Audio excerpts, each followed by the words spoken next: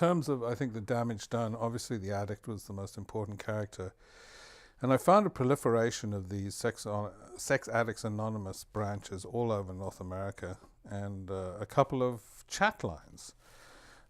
This is the most internet-intensive documentary I've ever done and probably ever will do.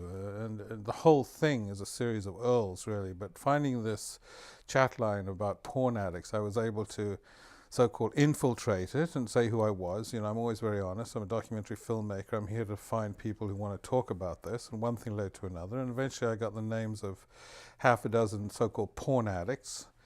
And I spoke to them sort of anonymously over the phone. And I was looking for a particular kind, because one of the things that interested me about it from the people who studied it is that a lot of these porn addicts are middle-income, white-collar, professional men with university degrees, you know, who are married and carry out this thing for hours and hours and hours at their office computer, at their home computers.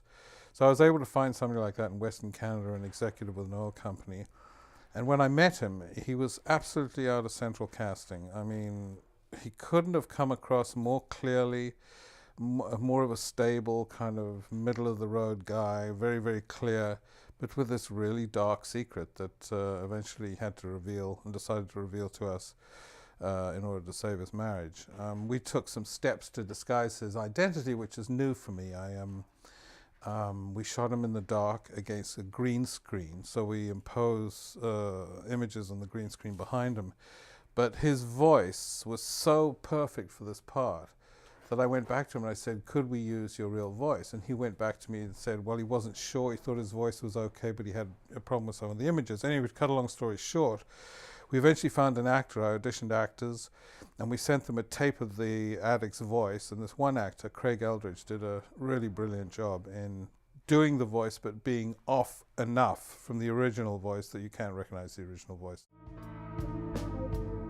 I just knew that I couldn't stop on my own. And so I turned to the internet, the cause of and solution of all problems,